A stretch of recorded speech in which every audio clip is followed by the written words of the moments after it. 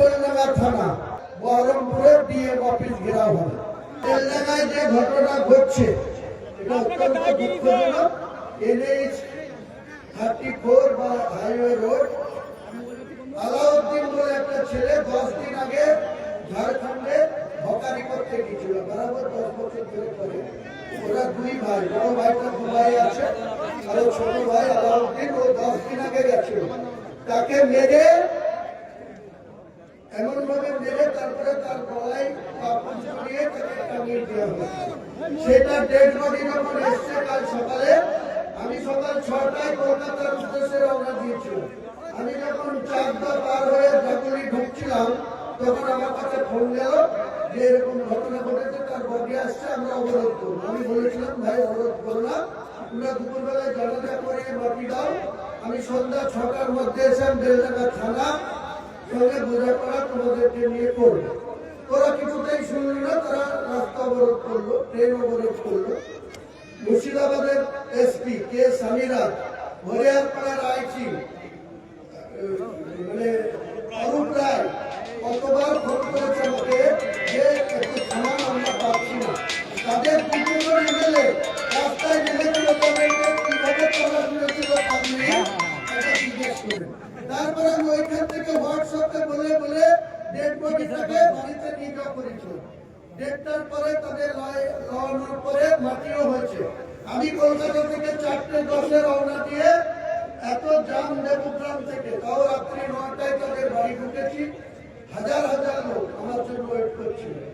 আবার কালকে রাত্রে আবার একটা ছেলেকে গাজীপুর, বিহারে গাজীপুরে মেরেছে।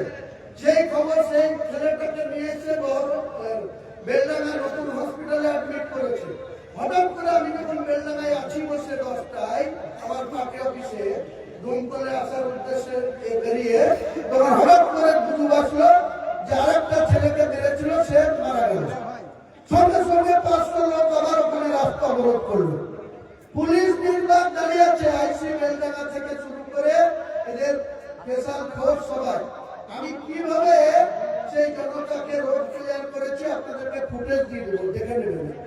এবিপি আনন্দও সরাসরি লাইভ করেছে, আমার কাছে কিছু ছেলে আছে তারাও লাইভ করেছে। আমি কিছু তক্তা করিনি, সেই লোকদেরকে সেখানে রাস্তা অবরোধ করে দিয়েছি।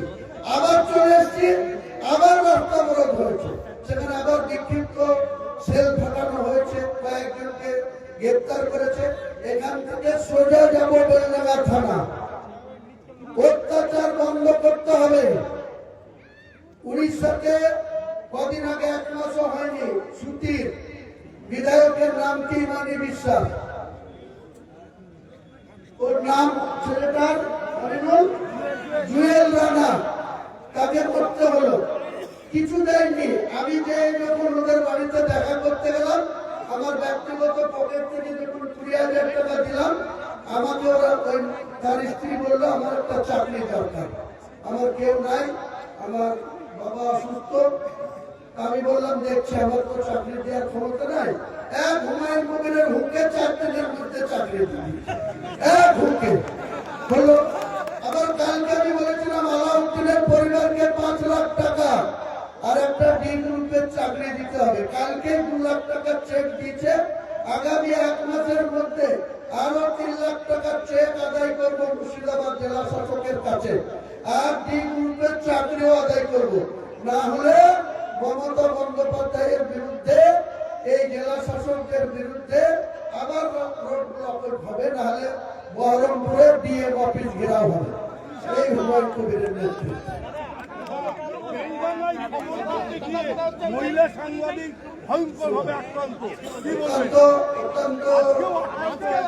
অত্যন্ত নিন্দনীয় ঘটনা। সাংবাদিকরা আমাদের গণতন্ত্রের একটা পার্ট, জুডিশিয়াল সাধারণ মানুষ এবং এই যে সাংবাদিক বন্ধুরা, এরাই গণতন্ত্রের একটা বৃহত্তম পার্ট। তারা তাদের কর্মক্ষেত্রে গিয়ে এইভাবে আক্রান্ত হবে, এটা আমি মোটেই সমর্থন করি না। সোমা মাইতির সাথে আমি প্রায় 30 বছর ছিলাম, সেই ভদ্র মহিলাকে আক্রান্ত হতে হচ্ছে, আমরা দুঃখ প্রকাশ করছি। আগামী দিনে এই ধরনের ঘটনা, আজকেও পার্থ ঘোষ ওই এবিপি আনন্দে আমি যখন শান্ত করছিলাম, তখন পিছন দিক থেকেও লাইট করছিল, তাকেও তারা করেছে, তারও বোম ভেঙেছে, তারও। আমি সঙ্গে সঙ্গে তাকে ওখান থেকে সরিয়ে নিয়ে এসেছি, তারপরে দমকলে এসেছি। আমি বলছি কোন কর্মযোগ্য লোককে, সাংবাদিককে তাদের অগাধ স্বাধীনতা আছে সংবাদ সংগ্রহ করা এবং সঠিক সংবাদকে পরিবেশন করা। যারা এই ধরনের বাজে কাজ করবে আমরা কোনো মতেই তাদের সমর্থন করিনি, করবো না।